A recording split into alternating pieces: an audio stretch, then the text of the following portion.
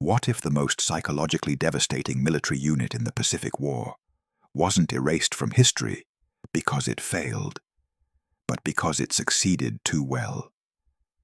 What if American commanders authorized a force so ruthless, so effective at breaking the human mind, that both the US and Philippine governments spent 80 years denying it ever existed? Before I show you the classified field report that should be impossible, 300 enemy casualties, 12 rounds of ammunition expended, I need you to do something. First, comment below with where you're watching from, and if you have family who served in the Pacific Theater. Second, subscribe to this channel, because content like this gets shadow banned within hours. The algorithms don't want you asking why entire military units can vanish from official history. Your subscription is the only thing keeping these buried stories alive. To understand why the United States authorized the creation of a unit that would later be classified at levels exceeding the Manhattan Project, you need to understand just how completely the Pacific War was being lost in the spring of 1942. On April 9th, Major General Edward King surrendered 76,000 American and Filipino troops on Bataan, the largest surrender in American military history. 27 days later, Corregidor fell. General Wainwright, broadcasting from the Malinta Tunnel as Japanese artillery reduced the island fortress to rubble, sent his final message to Roosevelt. There is a limit of human endurance, and that limit has long since been passed. But the surrender didn't just cost America territory. It shattered the myth of American invincibility in the eyes of the Filipino people, and more critically, in the eyes of Japanese command. A captured Japanese intelligence assessment from May 1942, declassified in 2003, described the situation with brutal clarity. American forces demonstrate technological superiority, but lack the spiritual discipline for jungle warfare. Our forces control the psychology of this theater. They were right. In Washington, the War Department faced an impossible problem. MacArthur had escaped to Australia and promised, "I shall return." But return with what? The industrial might needed to retake the Philippines wouldn't be available for years. The men couldn't be spared. The ships couldn't be spared.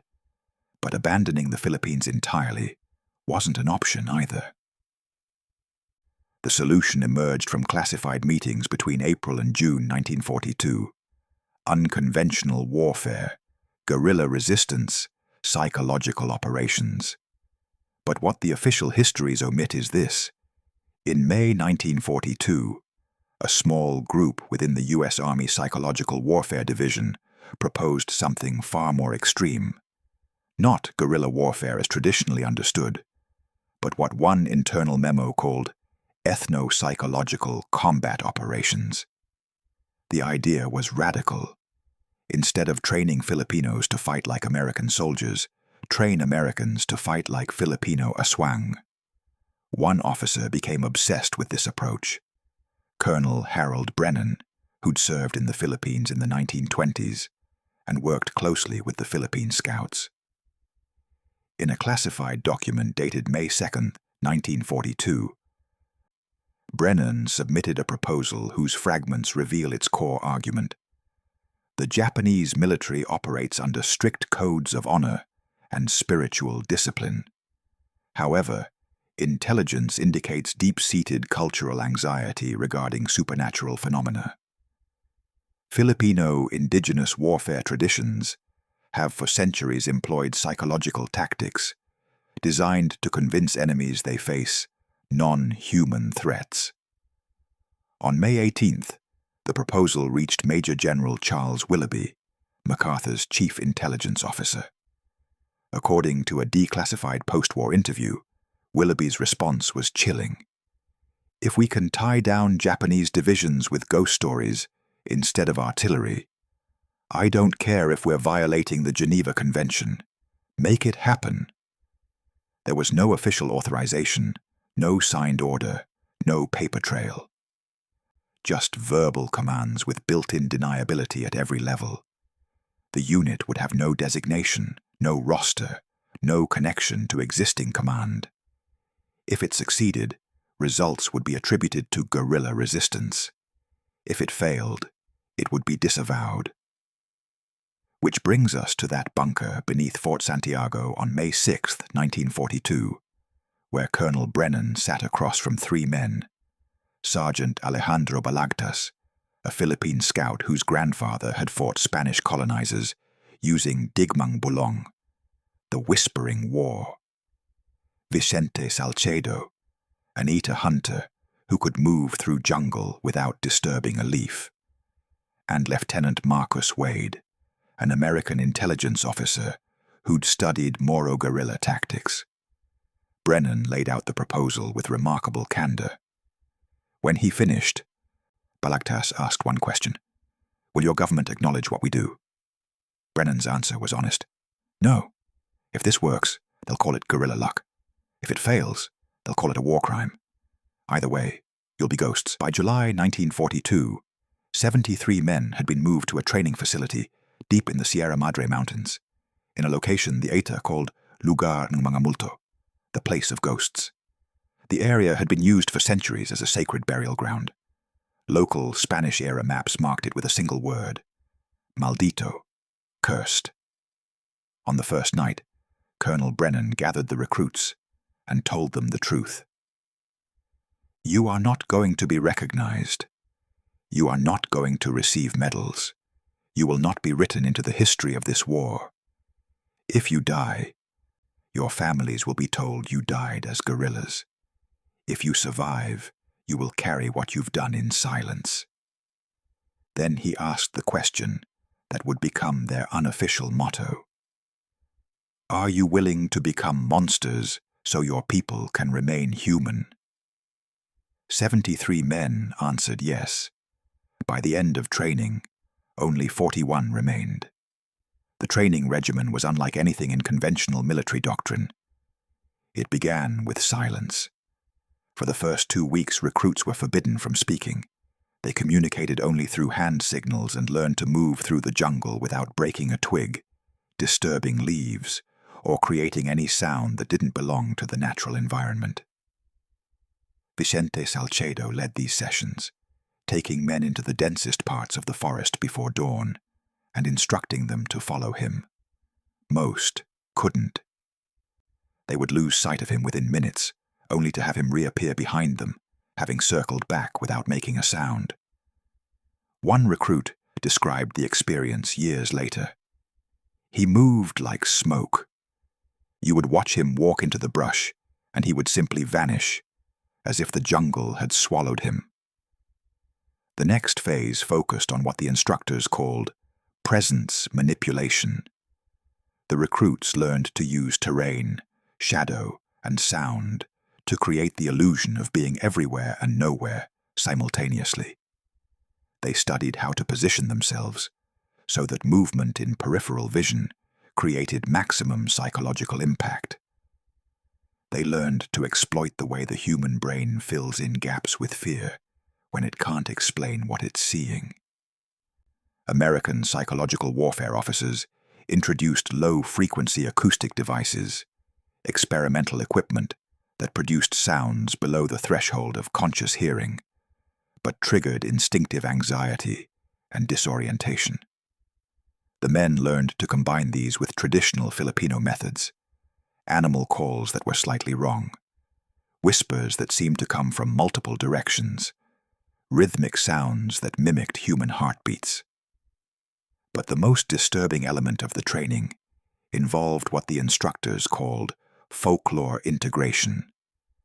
The recruits studied Japanese cultural beliefs about yurei and bakemono, learning which supernatural entities triggered the deepest fear. They memorized the behavioral patterns of Philippine mythological creatures, the aswang's hunting methods, the kapre's territorial presence, the tikbalang's ability to disorient travelers. Then they were taught to embody these patterns, to move like the myths, to leave evidence that confirmed the enemy's worst superstitions. The psychological toll was immediate and severe. Several men requested release from the program, describing nightmares where they couldn't distinguish between their training personas and their actual selves. One recruit was removed after he attacked an instructor during a night exercise, genuinely believing he was fighting a supernatural threat. By the time the 12-week training concluded, the 41 who remained had been fundamentally altered. They didn't march like soldiers. They moved with an eerie fluidity that made observers uncomfortable. They rarely spoke, even during rest periods. And their eyes had developed what one American liaison described as a quality of predatory stillness that was genuinely unsettling. In October 1942, the Ghost Battalion received its first operational deployment. The target was a Japanese supply route running through the Zambales Mountains, used to transport ammunition and rations to garrisons in northern Luzon. Intelligence indicated that convoys passed through a specific valley every 3 days, usually at night, to avoid American air reconnaissance. The first cell, led by Sergeant Balagtas and including Vicente Salcedo and 3 other Filipino fighters, moved into position 5 days before the scheduled convoy. They didn't establish a traditional ambush. Instead, they began what Salcedo called preparing the ground. They identified locations where sound would echo strangely due to the valley's rock formations. They placed small amounts of decomposing organic matter in areas where the wind would carry the smell toward the road. They carved marks into trees, symbols that resembled traditional burial warnings used by indigenous groups. Then they waited. When the convoy entered the valley, on the night of October 12th, the Ghost Battalion didn't attack. They simply made their presence felt. Low-frequency acoustic devices were activated at intervals, creating a subsonic hum that caused headaches and anxiety. Whistle calls that sounded almost human echoed from different elevations, making it impossible to determine their source or distance. The convoy slowed, then stopped. Japanese soldiers dismounted from trucks, scanning the jungle with flashlights. That's when the cell used a technique Salcedo had perfected. Coordinated movement at the edge of the light beams, just enough to register in peripheral vision, but never enough to be clearly seen. The effect was devastating. Within 20 minutes, the Japanese troops were firing randomly into the darkness, wasting ammunition on shadows. One soldier reportedly broke ranks and ran back down the road, screaming that the trees were moving. The convoy commander ordered a retreat. The entire column withdrew from the valley without delivering its supplies, and according to a captured logistics report discovered later, that route was permanently abandoned. The Ghost Battalion had achieved complete tactical success without firing a single shot.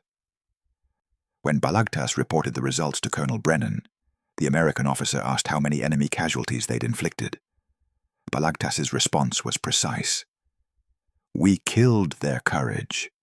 That's more permanent than killing their bodies." Over the next month, 3 more operations followed the same pattern. Each time, Japanese units would enter an area, experience inexplicable phenomena, and withdraw in varying states of panic. Field reports began circulating among Japanese command, describing coordinated supernatural resistance, and warning that certain valleys and mountain passes were spiritually compromised. The Ghost Battalion had proven the concept. Psychological warfare, properly executed, could achieve strategic objectives with minimal resources. But what they'd also proven, though it wouldn't be understood until much later, was that this kind of warfare extracted a cost that couldn't be measured in ammunition or casualties. The men who'd conducted those operations were beginning to change in ways that no training manual had anticipated. On March 15, 1944, the Ghost Battalion executed the operation that would define their legend and seal their eventual erasure from history. Intelligence had identified a Japanese regiment, approximately 1,400 troops, moving through the Cordillera Central Mountains to reinforce positions in northern Luzon. The route they'd chosen passed through a narrow valley system that local Igorot communities had long considered spiritually dangerous, a place where the dead were believed to linger. 3 ghost battalion cells, totaling 18 men, were deployed with a single objective: stop the regiment without direct engagement. What followed would later be described in fragmentary Japanese reports as the night the mountain consumed an army. The operation began 3 days before the regiment's arrival. The cells positioned themselves along a 12-mile stretch of the mountain road, identifying choke points where the valley walls created natural amphitheaters for sound. They prepared the terrain meticulously, placing materials that would produce specific acoustic effects when the wind shifted. They marked trees with symbols used in Igorot burial rituals. Then, on the night of March 14th, they did something unprecedented. They coordinated a soundscape. As the Japanese regiment entered the valley at dusk, the Ghost Battalion created an environment of systematic psychological disintegration. Low-frequency devices were activated in sequence, producing overlapping waves of subsonic pressure that caused nausea and disorientation. Indigenous instruments, bamboo tubes, hollow logs, were used to create sounds that resembled human voices calling from impossible distances. The cells moved constantly, never remaining in one position long enough to be located, creating the impression of a massive force surrounding the regiment on all sides. Then, at precisely 2100 hours, they introduced visual elements. Small fires were lit on ridgelines above the road, positioned to look like watchposts, but too numerous and too coordinated to be explained by conventional tactics. Figures were briefly silhouetted against the flames, just long enough to be seen, never long enough to be identified. According to a Japanese officer's diary recovered after the war, the breaking point came when the regiment's forward scouts discovered what appeared to be a mass grave site. Actually, a location where the Igorot had conducted traditional burial rites decades earlier. The Ghost Battalion had deliberately led the scouts to this site and arranged recently killed Japanese soldiers' bodies among the old graves in ritualistic patterns. The implication was clear. This had been happening for a long time, and the mountain was claiming victims systematically. Panic spread through the regiment like a contagion. Soldiers began firing at sounds, at shadows, at each other. Officers lost control as men abandoned their positions and fled down the mountain road. The retreat became a rout. In the chaos, trucks overturned, supplies were abandoned, and soldiers scattered into the jungle, where many would die from exposure or become hopelessly lost. The final casualty report, discovered in declassified Japanese archives in 1998, documented the result: 1,147 casualties from an engagement where the enemy fired approximately 12 rounds of ammunition. Most casualties were attributed to accidents during tactical withdrawal. But the report's final line revealed the truth: unit combat effectiveness permanently compromised. Psychological rehabilitation required before redeployment. By mid-1944, Japanese command could no longer ignore what was happening in the Philippine highlands. Units were refusing deployment to certain regions. Soldiers were deserting rather than face assignment to mountain garrisons. Morale was collapsing not from battlefield losses, but from pervasive, inexplicable terror. In June 1944, Japanese headquarters in Manila dispatched a special investigative unit led by Colonel Takeshi Yamamoto, a former police inspector trained in criminal psychology. His orders were explicit: determine whether the supernatural reports were evidence of coordinated guerrilla tactics or mass delusion, and eliminate the threat. Yamamoto approached the problem methodically. He interviewed survivors, analyzed field reports, and identified patterns. His conclusion: documented in a report that surfaced in 2001, was both accurate and terrifying. We are facing a coordinated psychological warfare operation of unprecedented sophistication. The enemy has weaponized our own cultural beliefs and combined them with guerrilla tactics designed to prevent visual confirmation. They are not ghosts, but they have studied how to make us believe in ghosts. Yamamoto's countermeasures were rational and aggressive.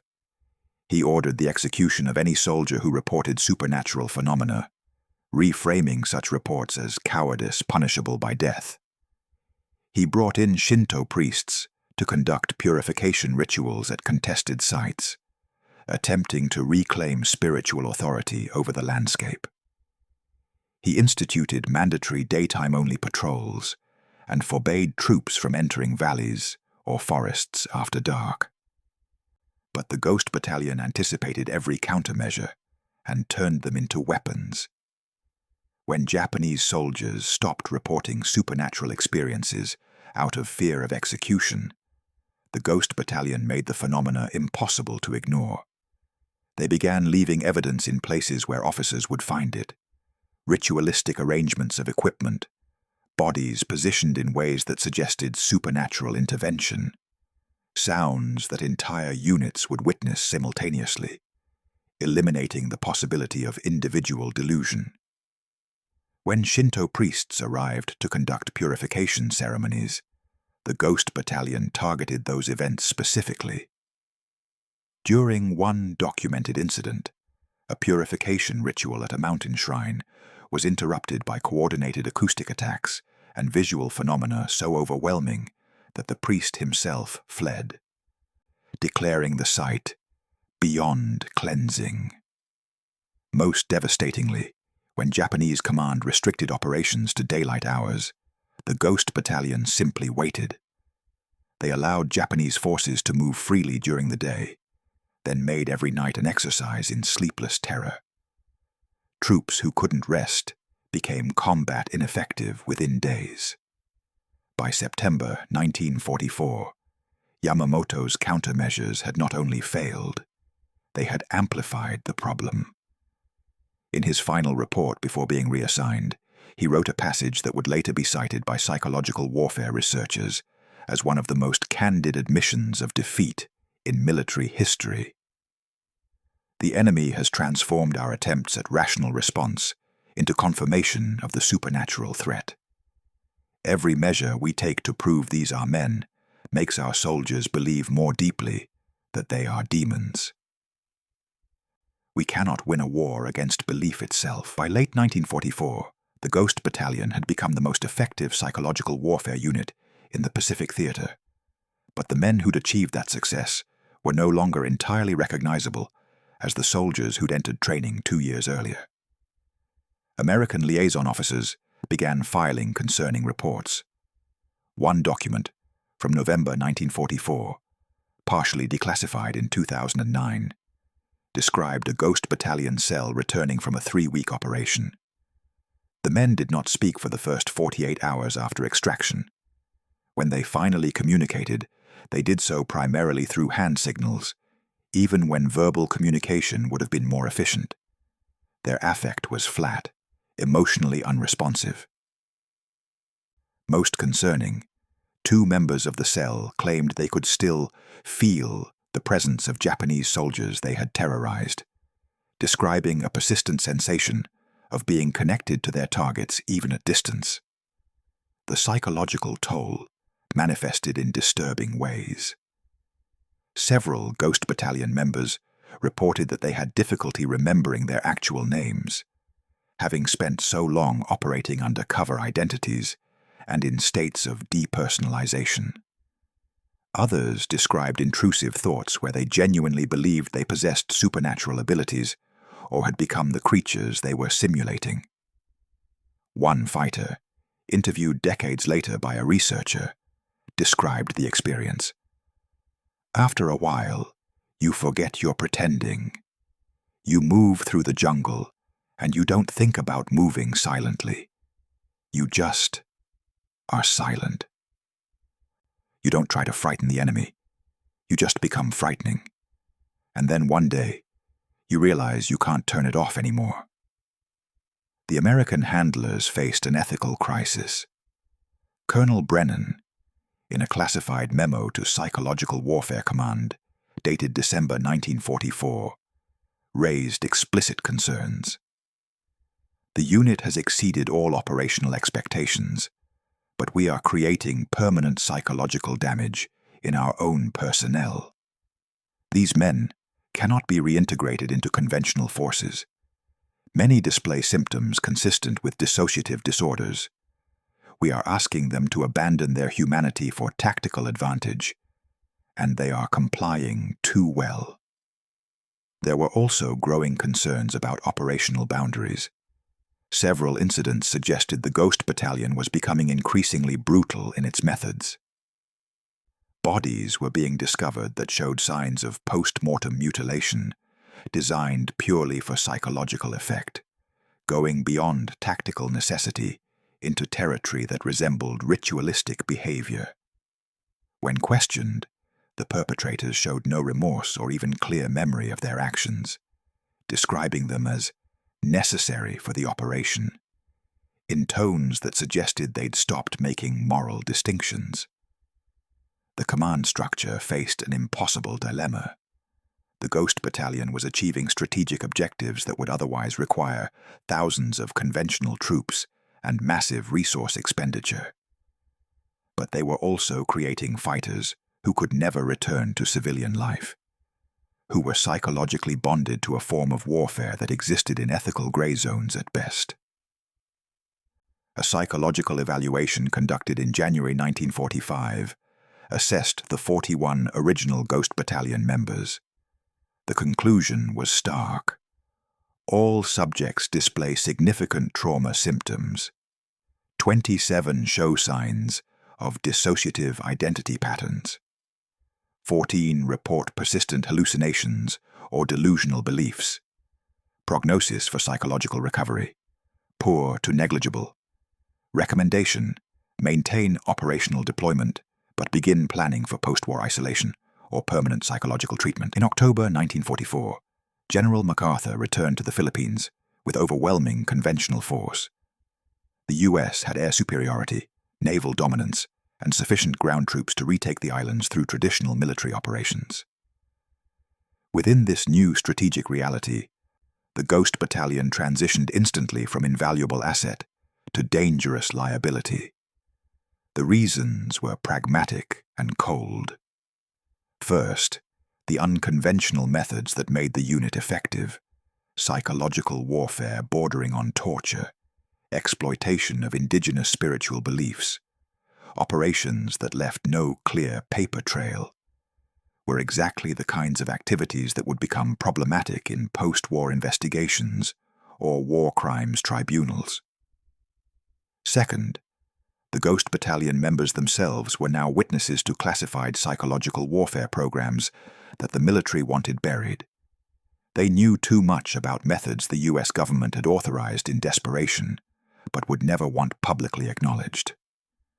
Third, and perhaps most cynically, there was no place in the official narrative of American victory for a unit of primarily Filipino fighters who'd achieved success through means that contradicted the preferred story of American technological and moral superiority. The orders came down through unofficial channels in December 1944. The Ghost Battalion cells were to be deployed on increasingly high-risk operations with minimal support. No extraction plans were provided for several missions. Supply drops were delayed or sent to incorrect coordinates.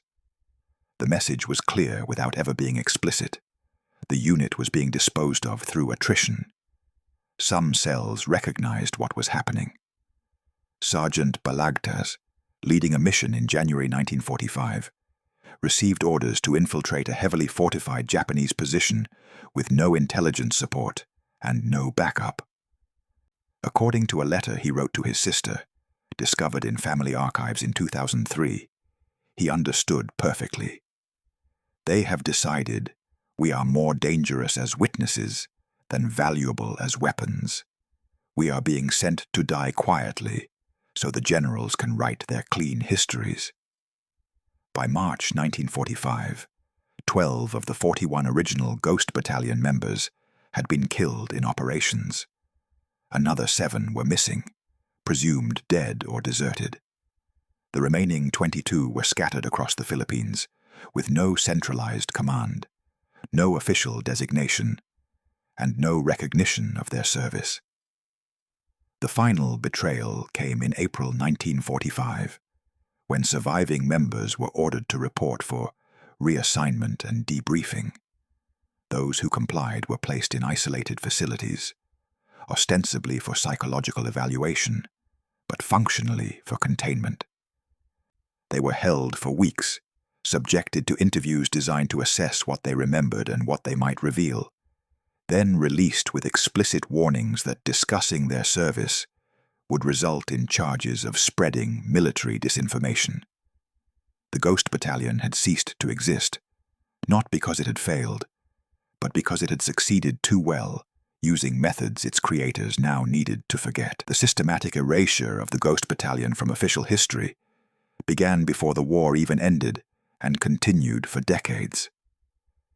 In May 1945, as Allied forces secured Manila, a team of U.S. Army archivists arrived with specific orders: locate and confiscate all documents related to irregular psychological warfare operations conducted between 1942 and 1945. Field reports were pulled from filing cabinets. Operational logs were seized from command posts. Personnel files for dozens of Filipino fighters simply disappeared from record systems. What couldn't be confiscated was reclassified. Documents were stamped with security designations that ensured they wouldn't be reviewed for declassification for at least 50 years, and often longer. References to specific operations were redacted so heavily that surviving pages contained more black ink than text. When the Philippine government gained full independence in 1946, American military officials conducted quiet negotiations to ensure the new government would cooperate in maintaining the silence. The reasoning presented to Philippine officials was persuasive. Acknowledging the Ghost Battalion's true methods might provoke accusations that Filipinos had committed war crimes, even though those methods had been authorized and directed by American command. Better for both nations to bury the story completely. Surviving Ghost Battalion members who attempted to gain official recognition for their service were systematically stonewalled. Applications for veteran benefits were denied, with form letters stating their service could not be verified through official channels. Requests for declassification of their records were rejected on national security grounds. Several members who spoke publicly about their experiences were visited by military intelligence officers and warned that continued disclosure could result in prosecution under espionage laws. The official narrative that replaced the truth was simple and effective. Philippine resistance during the war consisted of disorganized guerrilla bands, brave but largely ineffective, whose primary contribution was intelligence gathering rather than combat operations. Any success these groups achieved was attributed to luck, local knowledge, or the inevitable chaos of a retreating enemy. In 1978, a Philippine historian named Dr. Carmen Reyes began investigating discrepancies in official war records after interviewing elderly veterans who described psychological warfare operations that had no documentation. She spent 6 years piecing together fragments from provincial archives, family letters, and oral histories. In 1984, she submitted a research paper to a military history journal detailing evidence of coordinated psychological operations involving Filipino and American personnel. The paper was rejected by 3 journals before one finally published it in 1987, in a heavily edited form that removed all specific allegations of U.S. involvement and reframed the operations as indigenous Filipino initiatives. Dr. Reyes died in 1993. Her research files, donated to the University of the Philippines, were stored in a campus building that burned down in 1995. Most of her original documentation was destroyed. By the year 2000, fewer than a dozen Ghost Battalion members were still alive, all elderly, most impoverished, none officially recognized. The silence had held for 55 years. Today, in the mountain villages of Zambales and the Cordillera Central, elders still tell stories that the official histories don't acknowledge. They speak of the Mandirigma ng Dilim, the warriors of darkness, who fought the Japanese not with bullets, but with fear itself. They describe men who moved like spirits, who could make the jungle speak, who knew how to turn an enemy's mind against itself. These stories are dismissed as folklore, conflations of different resistance groups, exaggerations born from the trauma of occupation. But the details are too specific, too consistent across different regions, to be entirely invented. In 2003, a Filipino-American journalist named James Tolentino received a package at his office in Manila. Inside was a worn leather journal belonging to his grandfather, Sergeant Alejandro Balagtas, who had died in 1989. The journal, written in Tagalog with occasional English phrases, documented operations that had no official record. Tolentino spent 2 years verifying details from the journal against declassified documents, Japanese archives, and interviews with the few surviving witnesses. His 2005 documentary, The Ghost Battalion, The Psychological War for the Philippines, was the first comprehensive public account of the unit's existence and operations. It received limited distribution, won several independent film awards, and was never picked up by major historical documentary channels. The U.S. Department of Defense declined to comment on the documentary's allegations, stating only that records from the Philippine theater were extensively damaged or lost during the war, making verification of specific units impossible. Of the 41 men who completed Ghost Battalion training in 1942, only 2 were confirmed alive as of 2010. One, living in a remote Igorot community, refused all interview requests. The other, a former Philippine scout named Tomas Mercado, agreed to speak with researchers shortly before his death in 2012. His final testimony, recorded on video, provides the most direct account of what the Ghost Battalion cost its members. We won the war they asked us to win. We became what they needed us to become. And then they left us to live with what we'd done, what we'd become, with no recognition, no support, no acknowledgement that we'd ever existed. I am 93 years old. I still cannot sleep in complete darkness. I still hear the sounds we made in those mountains. I still see the faces of men we broke. They told us we were heroes. Then they told us we were ghosts. In the end, they were right about the second part.